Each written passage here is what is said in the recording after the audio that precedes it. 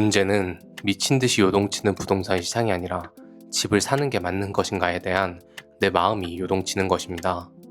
수십 명의 사람들의 내 집 마련을 도우면서 느낀 것은 기준과 프로세스의 부재였습니다. 기준이 없어 마음이 요동치고 프로세스가 없어 확신이 없는 것입니다. 대부분의 사람들은 기준과 프로세스만 알려주면 곧잘 알아서 내 집을 구했는데요. 그러니 마음의 부담을 내려놓고 너무 큰 욕심을 버리고 나와 내 가족이 조금이라도 오래 마음 편하게 살 수 있는 따뜻한 집을 알아본다는 생각으로 접근하는 것이 가장 건강한 생각이라고 생각합니다. 남들이 이 집을 얼마에 산다는 사실은 내 인생에 아무런 쓸모가 없으니까요. 이제 기준과 프로세스에 대해 말해볼까 합니다. 정부의 여러 정책으로 인해 기준은 아주 명확하고 간단해졌습니다. 바로 내가 살 수 있는 금액이 기준입니다. 모든 정부 규제는 다주택자를 없애는 방향으로 가고 있기 때문에 아직 내 집이 없는 사람은 내 집을 잘 구하면 되고, 내 집이 있는 사람은 열심히 돈을 모아 내가 원하는 지역으로 하나씩 갈아타면 됩니다.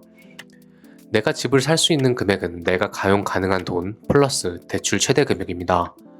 예를 들어 내가 가지고 있는 금액이 3억 원이고 내 소득에 대한 DSR 최대 금액이 5억이면 내가 살 수 있는 금액은 8억입니다.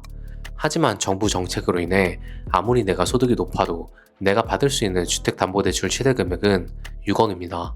이것도 15억 미만 아파트를 목표로 한다면이고, 그 이상의 아파트라면 대출 한도는 더 줄어들게 됩니다.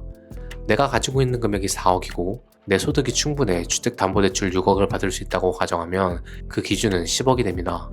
이제 10억으로 내가 살고 싶은, 그리고 살 수 있는 아파트를 찾으면 됩니다. 하지만 여기서 대부분의 사람들은 이런 생각을 합니다. 과거에 내 선배는 7억에 샀는데 이걸 나보고 10억에 사라고? 7월에 규제가 나온다는데 그렇게 되면 아파트 가격이 떨어지는 거 아니야? 지금 너무 과열 같은데 이게 맞아? 부동산 사장님한테 물건 나오면 연락 달라고 했으니 기다려봐야지. 호가는 미친 듯이 올라가고 규제는 쏟아지는 시장 속에서 내 집 마련을 꼭 해야 한다면 반드시 이런 생각은 버려야 합니다. 다른 건 볼 필요도 없습니다. 내 집 마련은 이 7단계의 프로세스만 따르면 됩니다. 이 7단계의 프로세스 안에서도 내 집 마련은 크게 두 가지 파트로 나뉩니다. 첫 번째 파트는 조사, 두 번째 파트는 구매입니다. 첫 번째 파트 조사에선 아래 순서만 따르면 됩니다. 고정 댓글에 시트 링크를 공유해두었으니 해당 링크에 들어가 다운을 받고 아래 표를 차분히 조사하면서 채우기만 하면 됩니다. 이 순서만 따르게 되면 나중에 이거 살지 저거 살지 더 좋은 게 없을까? 라는 불안감이 사라지게 됩니다.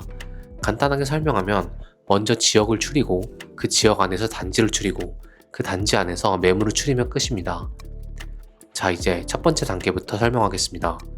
첫 번째 단계는 나 혹은 내 와이프가 어디까지 출근이 가능한지를 검토해 거주할 수 있는 지역을 먼저 선정하는 것입니다.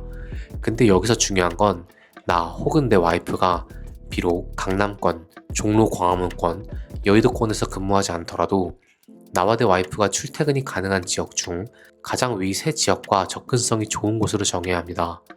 여기서 접근성은 지하철을 기준으로만 합니다. 중요한 건 나와 내 와이프의 기준 안에서 대중들이 가장 많은 선택을 할 것 같은 지역까지 고려하는 것입니다. 예를 들어 남편은 회사 셔틀이 잘 되어 있어 어디든 지역이 상관이 없고 아내는 판교에서 일한다고 가정하면 경기권에선 신분당선 라인, 서울에선 신분당선에 갈아탈 수 있는 3호선 라인 등이 될 것입니다. 자, 그럼 두 번째 단계는 위에서 지역을 선정했다면 살 수 있는 집값의 최대치를 정해야 합니다. 이때 현재 가지고 있는 현금과 현금화할 수 있는 자산의 총 합계를 먼저 확인해야 합니다. 예를 들어 가지고 있는 현금성 자산이 4억이면 현재 주택담보대출 LTV가 70%임을 고려했을 때 주택 가격의 30%는 내가 가지고 있는 4억으로 내야 하므로 구매 가능한 최대 집값은 13억 3,300만 원입니다. 그럼 대출을 9억 3,300만 원을 받아야 하는데 현재 주택담보대출 최대 금액은 15억 미만 주택에선 안타깝게도 6억입니다. 그렇기 때문에 내가 살 수 있는 집값의 최대값은 10억으로 줄어들게 됩니다. 그럼 이제 6억을 대출받았을 때 내 소득에 따른 DSR 40%를 넘지 않는지를 확인하고 6억을 30년 만기로 대출을 받았을 때 월 상환 금액이 우리 가정의 지출에 문제가 되지 않는지를 검토하면 됩니다. 검토 후에 6억이 문제가 없다면 10억, 문제가 된다면 가능한 대출 금액을 조금 낮춰 집값의 최대치를 정하면 됩니다. 3단계는 지역과 금액이 정해졌으면 최종 검토 지역 대상을 정해야 합니다.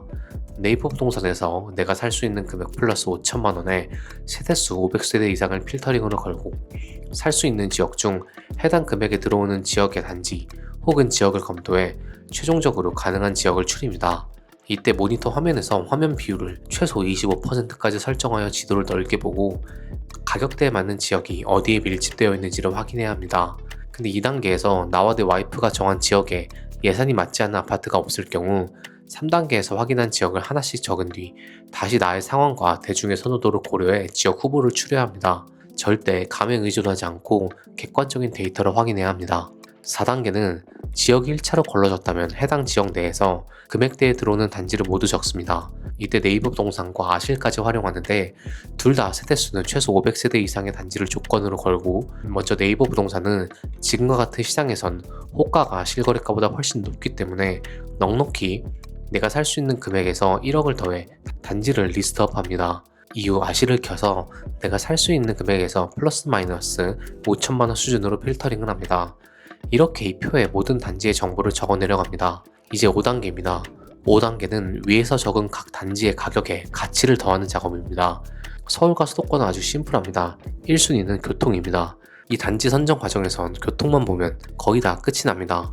교통 중에서도 강남 접근성을 가장 우선순위로 두고 2순위는 종로 광화문 접근성, 3순위는 여의도 접근성을 우선순위로 검토해 단지 옆에 적습니다. 지역을 필터링할 때에는 지역의 기준의 교통 편의성을 봤지만 단지 레벨로 내려오게 되면 각 지역을 갈 수 있는 모두 수단을 적어 그리고 추가적으로 내가 고려하고 있는 단지가 수원권, 용인권이라면 판교 혹은 삼성과 하이닉스의 접근성을 따져봐야 합니다. 여기서 삼성과 하이닉스 대부분의 지역에 셔틀버스가 분포하기 때문에 내가 고려하고 있는 단지와 가장 가까운 지하철이 분당 판교에 얼만큼 빨리 접근할 수 있을지를 고려하면 좋습니다. 지역을 필터링할 때에는 지하철 기준의 교통 편의성만 봤지만 단지 레벨로 내려오게 되면 각 지역을 갈 수 있는 모든 수단을 적어 어떤 단지가 조금이라도 많은 수요를 끌어올릴 수 있을지 고민해야 합니다. 이 작업을 마치면 내가 살 수 있는 모든 지역의 단지를 한눈에 볼 수 있게 됩니다. 그럼 자연스럽게 이게 지금 왜 이 가격이지? 나는 A단지와 B단지 중에선 A단지가 더 마음에 들고 입지 가치도 A단지가 더 좋은데 가격은 더 싸네? 라는 게 무조건 나오게 되어 있습니다. 혹은 A단지와 B단지를 비교해보니 A단지는 출퇴근은 편한데 구축이고 B단지는 출퇴근은 더 멀지만 집 컨디션이 좋고 등의 이제 개인의 상황을 반영해가며 단지를 추려내면 됩니다. 예전에 이런 경우에 무조건 입지 가치를 따르라고 말했지만 입주 물량이 상대적으로 아주 적기 때문에 아파트의 연식도 꽤나 중요한 힘을 가지게 되었습니다. 그리고 이 정도만 했으면 본인이 더 행복감을 느끼며 살 수 있는 곳을 선택해도 크게 자산적인 측면에선 손해를 보지 않게 될 것입니다. 6단계부터는 구매 단계로 접어들게 됩니다. 위 단계에서 최소 단지 5개 정도 추렸으면 각 단지별 매물을 하나씩 살펴보는 것입니다. 여기서부터는 진짜 마음에 들면 산다는 마음으로 임해야 합니다. 위 5단계를 잘 따라왔으면 본인을 믿고 더 좋은 지역 혹은 더 좋은 단지가 있는 거 아니야? 라는 불안감은 안 가지셔도 좋습니다. 6단계에서 가장 핵심은 돈 정리입니다. 단지 정리 후에 바로 매물을 보지 않고 돈 정리를 먼저 하라는 이유는 이제 구매 단계에 접어들었기 때문입니다. 마음에 드는 물건이 있으면 바로 가계약금, 약정금을 보낼 수 있는 준비가 되어 있어야 합니다. 각 단지를 살 때 중개비는 얼마인지, 취득세는 얼마인지, 구축을 샀을 경우 수리비는 5구 타입 기준 대략 5천만 원을 잡고 나에게 정말 대출을 제외한 나머지 금액이 얼마 있는지를 명확하게 묶어둬야 합니다. 당장 살 것이 아니니까 잠시 주식에 넣어두거나 하는 행동은 최대한 안 하는 것이 좋습니다. 돈 정리와 함께 나의 상황을 정리해야 합니다.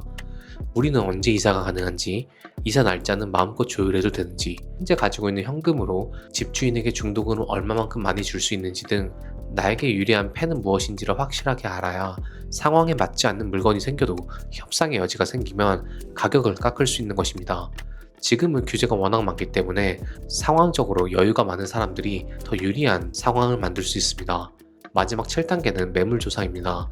네이버 부동산에서 가격 순으로 정리해서 현재 나와 있는 매물을 우선적으로 검토하고 부동산에 연락해 해당 매물을 직접 눈으로 보는 과정입니다. 네이버 부동산에 나와 있는 매물 정보가 내 상황에 맞지 않더라도 우선 최대한 아래 표로 정리하면 됩니다. 나의 상황에 맞지 않더라도 우선 다 정리한 다음에 부동산 사장님과 해당 매물을 나의 상황과 비교해보며 하나씩 불필요한 매물은 제껴나가면 됩니다. 가격은 좋은데 상황에 맞지 않는다고 미리 해당 매물을 배제하지 않는 것을 추천드립니다. 이렇게 매물 정리가 끝나면 본격적으로 매물을 보러 간 다음 바로 구매를 하면 됩니다. 지금은 좋은 매물을 보고 빠르게 결정할 수 있는 사람이 우위를 가져가게 되어 있습니다. 위 6단계를 마친다면 분명 이전과는 다른 마음가짐이 들게 될 것입니다. 내 집 마련은 절대 감으로 하는 것이 아닙니다. 확신을 가지고 내가 사랑하는 나의 가족들의 보금자리를 잘 준비해 나가는 과정입니다.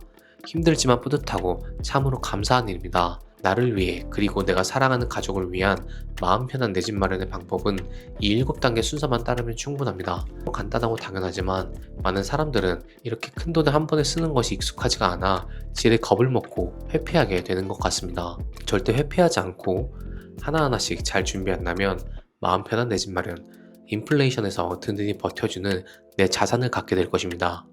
영상 내에서 궁금한 것이 있다면 언제든 댓글로 남겨주시기 바랍니다. 감사합니다.